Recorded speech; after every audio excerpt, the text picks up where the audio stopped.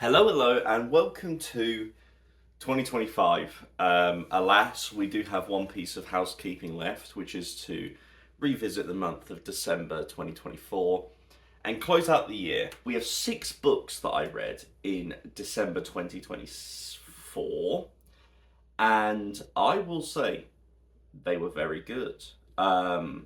Two 5 stars in here, 2 5 stars that were not rereads, which has been rare for me in this year of our Lord 2024. Because there are 2 5 stars here, there are 2 that I've already spoken about in my best books of 2024 video, which if you haven't watched is in probably up there somewhere.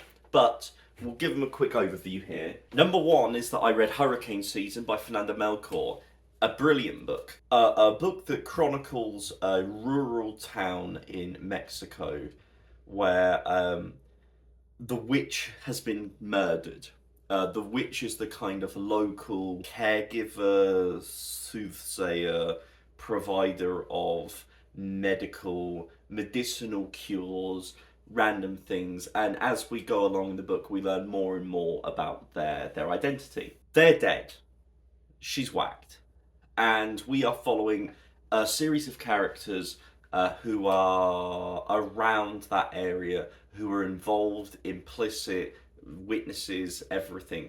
And it creates this visage, this idea of this place that is filled with misogyny, with chauvinism, with a fear of the unknown, a fear of spirits, a hatred of women, all of these things mixed together, told in extremely long run-on sentences that have this powerful momentum to them. In my best videos, I read just a segment of this book, just like a one sentence, but it just goes on, and it has this conversational mixed with lyrical, coarse language, beautiful imagery, all of this mixed together to create this real horror show of a place and an incident. It's I said it there. This is a book that it should be treated with care and delicacy, whether you want to read or whether you should read it. I had to put down the book multiple times because it's so excruciating to read. And the manner of which it is told in such a blunt but also extended way, that the style that is chosen makes it is so uncomfortable, and you have to linger in moments for a long time. So that is my big be warned. So I give that 5 stars. I think it's an amazing book. Going from there, I have an entire spoiler-filled video on it, but I read Wind and Truth. I read Stormlight Book 5, and it is a book that seems to have split the internet because it has a 4.65 on Goodreads, but everyone in my comments section fucking hated it. It was crazy. I appear to have become a lightning rod for haters. I know nothing about me makes that seem like a logical outcome. This book, I mean, if you've read the book, if you want to know my full spoiler review, it's all there, like 30 minutes or something. The more I talk to people about this, the more I definitely still know that there are parts that I really liked in this book, but there are parts that I really didn't like in this book. I have moved the rating down to a 3.5. From a 4. I think 3.5 now is more realistic in terms of I still had a good reading experience, but looking back on it, I'm like, no, I'm not a fan of these choices. Like I said, not all of them, but it's an unfortunate way for the series to go. Those first 3 are still lightning in the bottle, incredible pieces of fantasy fiction, era defining. Rhythm of War and Wind and Truth currently are Sanderson becoming victim to his own success and indulging in and being caught up in his own movement. The problem is that he speaks so confidently about the steps he's taking in a path that he cannot see. And so I think this is the first example where he's missed a step for a lot of people. And I think we're all kind of in this spot of like, whoa, we didn't know you could do that. You really made it seem like you knew every step, which is an unrealistic expectation to have for an author. Let's also put that out there. But that's the way the cookie doth crumble. The first of two rereads in the month of December comes with Orlando by Virginia Woolf. Fantastic book. A love letter to her partner. Well, they were the best of roommates, shall we say. Sackville West. I forgot her name. Vita? I think that's her first name. But a poet who Virginia Woolf worked with and had intimate relations with. And this book essentially chronicles a family tree close to Sackville West's and aligns with some of Sackville West's own experiences as well. And essentially follows Orlando, this kind of young socialite who comes to age of the court, and it kind of talks about the beginning of the book kind of talks about the relationships he's forming, a particular relationship where the woman leaves and he feels used, and the book then shifts through time and gender. We see Orlando become a woman. We see Orlando move centuries to the future throughout the course of this book. And the thing that I find fascinating is to give a best example is that one of the reasons I don't think Jodie Whittaker as the Doctor in Doctor Who worked was because they didn't commit to how the Doctor, because we've only ever seen the Doctor as a male presenting character up to that point.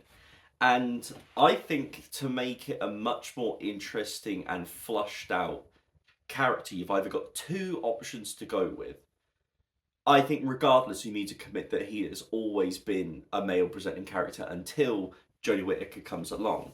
And then you have either commit to her playing the Doctor like she is still a man, not even have her come to terms with the fact that she's changed gender, or have her the same way that you've got Ncuti Gatwa in this new series. It's playing with the idea of his difference of race is affecting some of the things that happen in the series.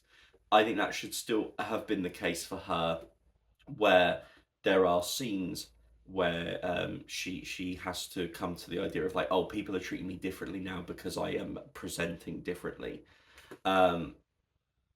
Orlando does that. Orlando is not a book about Orlando waking up and he's now a woman and she's always been like that. This is the story of Orlando waking up as a woman and having to essentially come to terms with the farcical nature of the differences between men and women, where she's like, well, I can't do this anymore. I can't use my sword. I can't do any of this shit. If they spoke to me like that, I'd fucking stab them beforehand. But now I have to titter and like that kind of thing. And it plays into this idea of the farcical nature of gender expectations and the fact that these are structures that are human created, and if we had to move between the two, we would find it ludicrous. And instead, people should be able to feel comfortable moving between their own expectations, what they want. I think it's a fantastic book. So that's that. I read James by Percival Everett, which is in my top 10 books of 2024. So that gives you everything you need there. Give it 5 stars. A fantastic book that explores code switching, a multifaceted view of race in terms of we are looking at male and female representations in the sense of the differences of abuse suffered. We are looking at the concept of mixed heritage, how that affects things. It is just such a multifaceted look at the Huckleberry Finn story. The new release that I read that comes out in January, I believe, or possibly February, I forget which, I read Death of the Author by Nnedi Okorafor, which is a science fiction literary book that I was really interested in reading. and it is a very, very interesting book. I will say that. The best way to describe how I feel at the end of it is that I will not be purchasing a copy for myself in hardback. I'll probably wait to get it in paperback because I think Grace would enjoy reading it. But that's just my own personal opinions. I gave it 3.5 stars. So the story follows Zello, who is a mid-30s, recently fired lecturer who is of Nigerian descent and is disabled, has her lower body is disabled, she's in a wheelchair. And essentially, we follow her when she goes to a wedding, a family wedding, and finds out that she's been fired from this job due to kind of toxic environment that she has created, and has also been has had her literary novel rejected by another publisher. And in this kind of low moment of just feeling completely untethered to reality, she's in a place she's not used to. She's had all of this terrible news. She's with her family. She just lets go and writes this sci-fi epic called Rusted Robots. That's this kind of humanity is all deceased, and it's about the story of these two different races of robots left over. And essentially, we're reading her story and the story within the story in parallel. That's basically the main premise. It's a lot to get into, and I think that's kind of the way I felt, is that it's about like 400 pages long, and it's quite a meandering, it feels literary in its meanderingness, whereas a sci-fi novel I think would go straight to the point and try to get everything done. The way that we're exploring Zellu's character has her go through a variety of very bizarre changes and advancements, and like it feels like we're in this book for a long time. It's a book that explores race, family, gender, disability. There's so much going on. It's a really rich text. Like, I really enjoyed digging into it. The main reason that I probably don't have it as a higher rating is that I think it's a tad too long, personally. And I wasn't quite, well, the ending kind of brought me back a little. There was an interesting reveal, but the book kind of just ends. The other reason is that I think I just had wrong expectations going in. It's important to know, and I think it's really interesting that Okorafor did this, because it's not what you expect going in. I was challenged in terms of my expectations. Is that Zellu is an unlikable protagonist. Zellu is kind of an asshole for all of the book. A very unlikable protagonist, in my opinion. And not only that, but all of her family were also extremely unlikable for most of the book. And that's a hard gambit to play, where I was reading this book interested, but I never felt emotionally connected to any of the characters. And that's kind of where it falls for me, is that I just didn't feel that human connection. Um, people have related it to Yellowface. I think that's kind of a reductive comparison, personally, because they're going in such vastly opposite directions. They're both using the concept of you're following a writer as they put out a piece of work, and sometimes things go poorly for them, sometimes it goes well. Very much goes into the success angle of this book blows up and how it affects her life. An unlikable protagonist. There are shared things, but the science fiction element to this book is vital. It is massive. It's fundamental to the Afrofuturism that is in this book. It's really interesting.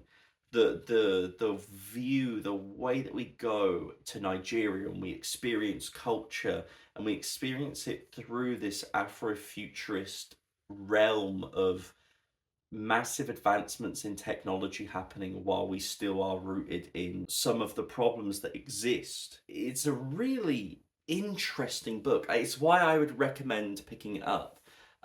In some way, like in terms of, personally, I would wait for a paperback in terms of value. There's a lot of thought that has been clearly been put into it for you to take out of it.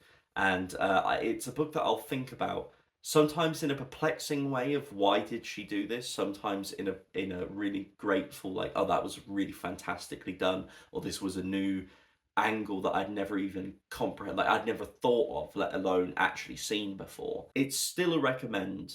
It's a recommend. It's not a strong recommend, but if you were interested already, or what I've said has sounded interesting, then I don't think it will waste your time.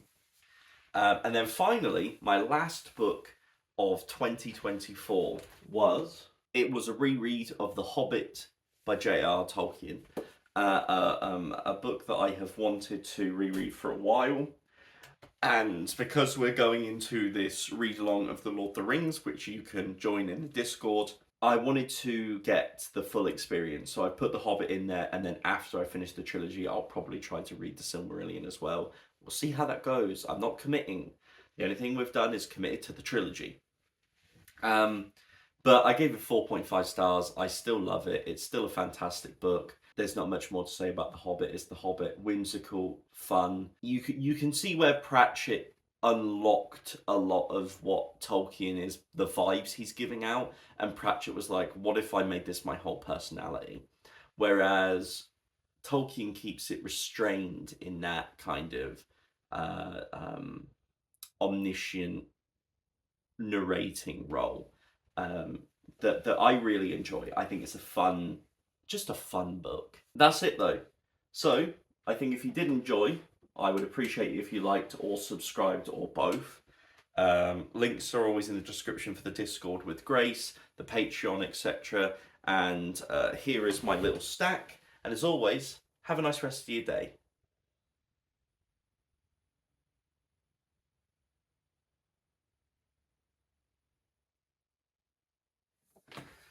I shit my pants just to feel something.